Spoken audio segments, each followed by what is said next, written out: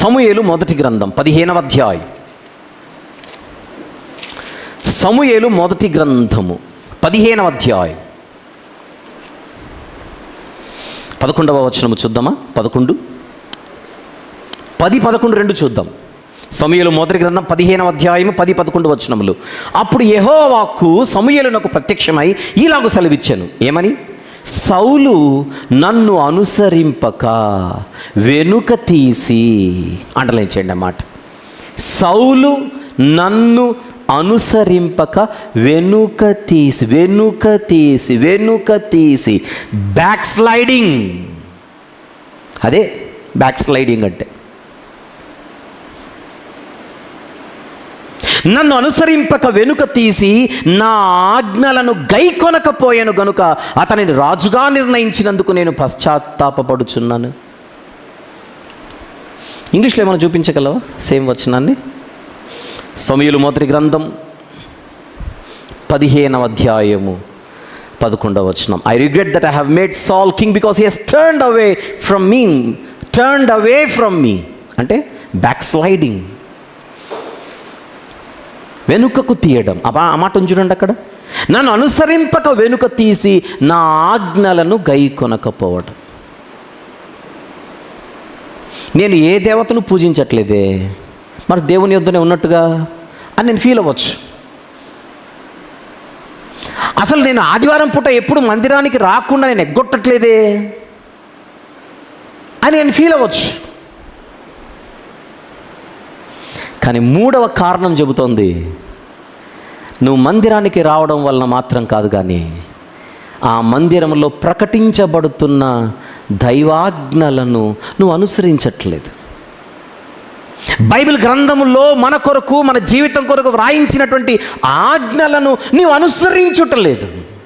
ఆజ్ఞ అతిక్రమమే పాపము. అతిక్రమం అంటే అనుసరించకపోవడం. దేవుని ఆజ్ఞలను అనుసరించకపోవుట దేవునిని విసర్జించుటయే. సౌలు గారిని దేవుడు ఎందుకు విడిచిపెట్టేశాడు? ఆయన దేవుణ్ణి విడిచిపెట్టాడు కనుక. ఆయన ఎప్పుడు దేవుని విడిచిపెట్టాడు? సమూయేలు గారు వస్తే లేచి నమస్కారం పెడుతున్నాడు. సౌలు గారు దేవుని ఎప్పుడు విడిచిపెట్టాడు? ఈ దేవుని తప్ప ఏ దేవతను, ఏ దేవుని పూజించిన దాఖలాలు ఏం కనపడవు. అయినప్పటికీ ఎందుకు సౌలును పక్కన పెట్టాడు దేవుడు అని అడిగితే, ఆయన ఆజ్ఞలను అనుసరించడంలో అయ్యగారు ఫెయిల్ అయిపోయాడు. ఆయన చెప్పింది చేయాలి. బహుశా ఇక్కడ కూర్చున్న మనము మొదటి దాంట్లో మనం హ్యాపీగా ఫీల్ అవ్వచ్చు. మన పేర్లు అక్కడ కనపడవు. నేను ఏ దేవుడిని, ఏ దేవతను పూజించట్లేదుగా, సేఫ్ అనుకోవచ్చు. ఆయన లోకాన్ని పెద్దగా నేను స్నేహించట్లేదు. తినుటకు, త్రాగుటకు, ఎగురుటకు నేనేం ఏ పబ్బుకి, ఏ క్లబ్కి వెళ్ళట్లేదు. ఎవడో డబ్బులు చూపితే కరెన్సీ నోట్లకు నేనేం పడిపోవట్లేదు. ఐఎమ్ ఓకే అని అనుకోవచ్చు. కానీ 3వ దగ్గరకు వచ్చేసరికి, ఈ 3వ క్లూ ఏదైతే ఉందో, సూచన ఏదైతే ఉందో, బహుశా అక్కడ దొరికిపోతామేమో అని ఒక్కసారి ఆలోచించండి. దేవుడు చెయ్యమన్నవి చెయ్యడంలో ఫెయిల్ అవుతున్నాం. అసలు మనం చెయ్యలేనివి ఎప్పుడు దేవుడు చెయ్యమని చెప్పడు. ఒకవేళ దేవుడు ప్రతి నెల నువ్వు చంద్రుల్లోనికి వెళ్ళి ఇంత మట్టి తీసుకొని వచ్చి నాకు ఒక మందిరం కట్టాలి అన్నాడు అనుకోండి, ఇంకా అయ్యే పని కాదు ఇది.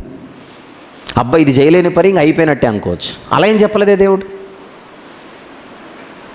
అలా చెప్పాడా దేవుడు ఏమైనా? సూర్యునిలోకి వెళ్ళి ఏసీ ఫిక్స్ చేసి రమ్మన్నాడు అనుకోండి, సూర్యునిలో ఏసీ ఫిక్స్ చేయమన్నాడు అనుకోండి దేవుడు, ఇది ఇంకా అయ్యే పని కాదు. అలాంటివేం చెప్పలేదే.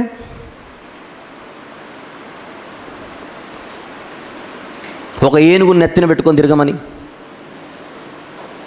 ఎలుక మీద సఫారీ చేయమని, ఇలాంటివేం చెప్పాలా దేవుడు.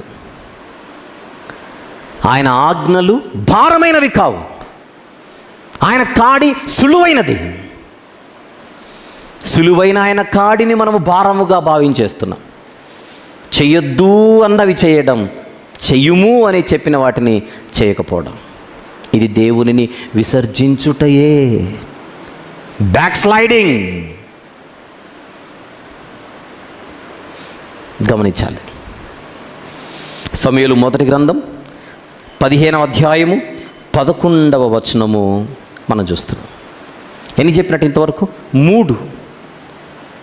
4వ దాంట్లోకి వెళ్ళే ముందుగా ఒక మాట ఇక్కడ నేను చెప్పి ముందుకెళ్తాను. దేవుడు ఏం చేయమన్నాడు, మనం ఏం చేయడం లేదు. దానికి ఒక చిన్న క్లూ ఇస్తాను, అంటే వెంటనే మనకు హింట్స్ అర్థం కావుగా. ఒక చిన్న క్లూ చెప్పనా? ఎక్కడి నుంచి మొదలు పెడదాం? పిల్లల దగ్గర నుంచి మొదలు పెడదాం. నా భాష అర్థమయ్యే పిల్లలందరూ, ఇక్కడ ఎవరెవరికైతే నా లాంగ్వేజ్ అర్థమవుతుందో మీరు జాగ్రత్తగా వినండి. సండే స్కూల్ చిల్డ్రన్ ముందుగా మీరు జాగ్రత్తగా వినండి. దేవుడు ఏం చేయమన్నాడు, మనం ఏం చేయట్లేదు. ప్రశ్న, ఆన్సర్ ఇప్పుడు. తల్లిదండ్రులకు విధేయులుగా బ్రతకమన్నాడు. ఉందా లేదా బైబిల్లో? నీ తల్లిదండ్రులకు విధేయులుగా ఉండాలి, తల్లిదండ్రులను గౌరవించాలి, తల్లిదండ్రులను సన్మానించాలి, వారు చెప్పినట్టుగా వినాలి. ఇది క్లియర్గా ఉంది. మీకు రెఫరెన్స్లు అవసరమైతే సండే స్కూల్ టీచర్లను వాళ్ళు ఇస్తారు. ఇప్పుడు టైం లేదు నాకు.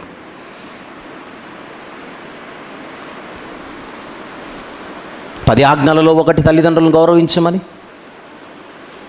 ఎఫెసీ పత్రిక 6వ అధ్యాయం ప్రారంభంలోనే పిల్లల గురించి ఉంటుంది. ఇప్పుడు నా భాష అర్థమవుతున్న పిల్లలు ఎవరైతే ఇక్కడ ఉన్నారో, మీరు మీ తల్లిని కానీ మీ తండ్రిని కానీ మీరు గౌరవించకపోతూ ఉంటే, మీ తల్లికి ఇవ్వవలసిన గౌరవం మీ తండ్రికి ఇవ్వవలసినటువంటి గౌరవం మీరు ఇవ్వకుండా బతుకుతూ ఉంటే, మీసాలు రాకముందే మోసాలకు పాల్పడుతూ ఉంటే, అర్థమైందా? ఈ మొబైల్లో చూస్తూ హీరోలు అయిపోయాము, మాకంతా తెలుసు అన్నంత బిల్డప్లు ఎక్కువ ఇచ్చి బతుకుతూ ఉంటే తస్మాత్ జాగ్రత్త. చూస్తున్నాడు దేవుడు. ఈరోజు మీరు మీ తల్లిదండ్రులను, మీ ఇంట్లో పెద్దవాళ్ళను మీరు ఎంత బాధ పెడితే దానికి పదంతలు దేవుడు తర్వాత టేస్ట్ చూపిస్తాడు. అది ఆ బాధ ఎలా ఉంటుందని. ఇది అక్షరాల నిజం, గుర్తుపెట్టుకోవాలి. ఇది ఖచ్చితంగా జరిగేది. తల్లిదండ్రులను గౌరవిస్తే వచ్చే బ్లెస్సింగ్ వేరు, తల్లిదండ్రులు నిర్లక్ష్యం చేస్తే వచ్చే శాపాలు వేరు. సండే స్కూల్ పిల్లలు, నా భాష అర్థమైందా లేదా? మీరు చాలా జాగ్రత్తగా ఉండాలి, చాలా జాగ్రత్తగా ఉండాలి. ఒకవేళ మీకు తెలుసో తెలియకో ఇంతవరకు మమ్మీని కానీ డాడీని కానీ ఇంట్లో పెద్దవాళ్ళని కానీ మీరు బాధ పెట్టింటే, ఈరోజు ఇంటికి వెళ్ళిన తర్వాత ఫస్ట్ వాళ్ళకు సారీ చెప్పాలి. దేవుని క్షమించమని అడిగి మీ తల్లిదండ్రులకు సారీ చెప్పాలి. తోకలు పెరిగితే ఎలా? దేవుని దగ్గర పెద్ద కత్తెర ఉంటుంది, ఆయన కట్ చేస్తే ఏ డాక్టర్ కూడా మళ్ళీ అతికించలేడు. పిల్లలు జాగ్రత్త. మీ సండే స్కూల్ టీచర్స్ని, ఇంట్లో మీ తల్లిదండ్రులని, స్కూల్లో మీ టీచర్స్ని కూడా ఇష్టం వచ్చినట్టుగా కామెంట్లు చేయడము, వాళ్ళ మీద ఇష్టం వచ్చినట్టుగా జోకులు వేసుకోవడాలు, ఇవన్నీ చేయకూడదు. దరిద్రం ఇదంతా, లోకస్తులు చేసేది అదంతా. చదువులు చెప్పే టీచర్లకు గౌరవం. వాళ్ళు రాగానే లేచి నిలబడాలి, గ్రీట్ చేయాలి, నమస్కారం పెట్టాలి, విష్ చేయాలి. పెద్దలను గౌరవించడం అనేది బైబిల్ నేర్పే సంస్కారం. ఇది పిల్లల కోసం. ఇప్పుడు పెద్దల కోసం. తండ్రులారా మీ పిల్లలకు కోపము రేపక వారిని ప్రభు బోధలను ప్రభు శిక్షలను పెంచుడని తండ్రులకు చెప్పాడు. ఇక్కడున్న డాడ్స్ అందరూ, మొన్ననే ఫాదర్స్ డే అయిపోయింది, నేను రాలేదు ఆ రోజు, త్వరలో వస్తాను. ఫాదర్స్ డే మెసేజ్ ఒకటి పెండింగ్లో ఉంది. ఫాదర్స్ డే మెసేజ్ ఒకటి పెండింగ్లో ఉంది. అది నెక్స్ట్ మంత్ వీలైతే మాట్లాడుకుందాం. ఆ రోజు ఒక పాట కూడా రిలీజ్ ఉంటుంది, నాన్న పాట. అది ఆ రోజు చాలా మాట్లాడుకుందాం. ఇక్కడున్న ఫాదర్స్ అందరూ, నాన్నలందరూ తండ్రి పాత్రకు మనం న్యాయం చేస్తున్నామో లేదో చూసుకోవాలి. దేవుడు చేయమన్నాడు. ఇది ఊరినే తండ్రులను చేయలా. It's a responsibility. It's a responsibility మన పిల్లలను మనం దేవునిలో పెంచడం. ఇక్కడ విషయం ఏంటంటే తండ్రి మాత్రమే కాదు, భర్త కూడా. అంటే భార్యా పిల్లలను దేవునిలో నడిపించడం, కుటుంబానికి మాదిరిగా జీవించడం ఎంత రెస్పాన్సిబిలిటీ ఇది. తాగే తండ్రులు ఉన్నారు, భయంకరంగా తిరిగే తండ్రులు ఉన్నారు, భర్తలు. విచ్చలవిడిగా బతికే బాధ్యత లేని తండ్రులు, భర్తలు కూడా ఉన్నారు ఈ సమాజంలో. ఆ కోవలో మనం ఉండకూడదు పొరపాటును కూడా. ఆ కోవలో మన పేర్లు కనపడకూడదు అసలు. రెస్పాన్సిబిలిటీ.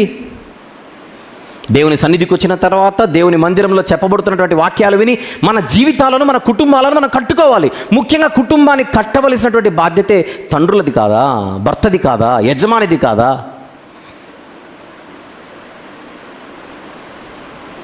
గుర్తుపెట్టుకుందాం. సంఘము క్షేమంగా అభివృద్ధి పొందాలి అని అంటే, సంఘ క్షేమాభివృద్ధి జరగాలంటే వాక్యం చెప్పేవాడు ఒక్కడే బ్యాటింగ్ చేస్తే కుదరదు, బౌలింగ్ వేసేవాడు కూడా ఉండాలి. క్రికెట్ టీంలో ఎట్లుంటుంది? బ్యాటింగ్ ఉండాలి, బౌలింగ్ ఉండాలి, ఫీల్డింగ్ ఉండాలి, కీపింగ్ ఉండాలి. అది టీం వర్క్. బ్యాటింగ్ బాగా చేసేటోడు ఎవడు వద్దని ఆడొక్కడు బ్యాట్ తీసుకొని దిగాడు అనుకోండి, గెలుపు ఉండదు, ఇంకేముండదు. It's a collective work if you want to see the victory. విజయాన్ని చూడాలనంటే ఇది అందరూ కలిసి చేయవలసినటువంటి పని. సంఘక్షేమాభివృద్ధి అంటే గోడలు కట్టుకోవడం కాదు కదా. మన కుటుంబాలు కట్టబడాలి, మన జీవితాలు కట్టబడాలి. మన జీవితాలు, మన కుటుంబాలు కట్టబడాలనంటే ఇది అందరి రెస్పాన్సిబిలిటీ, ఒక్కరిది కాదు. ఒక సంఘం అనగానే అందులో భర్తలు ఉంటారు, వాళ్ళే తండ్రులుగా ఉంటారు. భర్తలైన తండ్రులే, తండ్రులైన భర్తలే కుటుంబాన్ని కట్టుకోవడంలో మీ బాధ్యతకు మీరు న్యాయం చేయకపోతే చెప్పే ఒక్కడు ఎన్ని చెబుతాడు, ఎన్నని అరిచి చెప్పగలడు. చెప్పడం వల్ల వచ్చే లాభం ఏముంది?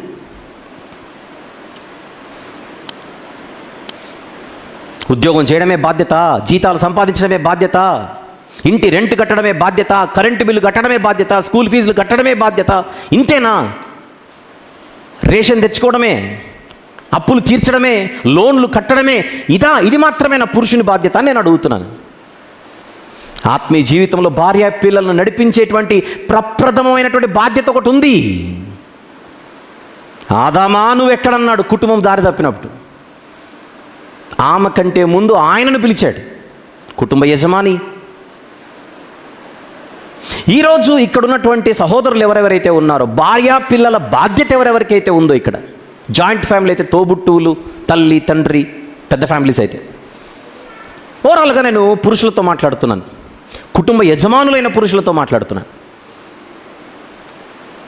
కుటుంబ నిర్మాణంలో, ఆత్మీయ జీవితంలో పురుషుల పాత్రే ముందుగా కనబడవలసినది. మన క్రైస్తవ కుటుంబాలలోనే దేవుడు ఇంత అద్భుతమైనటువంటి బాధ్యత మన మీద పెట్టగా మనము చాలా వాటి విషయంలో డైవర్ట్ అయిపోతున్నాం.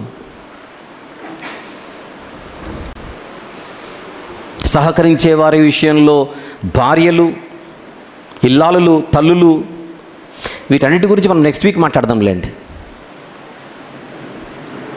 వీటన్నిటి గురించి నెక్స్ట్ వీక్ మాట్లాడదాం, మనకు టైం సరిపోదు. కానీ ఒక పాయింట్ మాత్రం ఈ క్లూ ఇస్తున్నాను. భర్త బాధ్యత, భార్య బాధ్యత.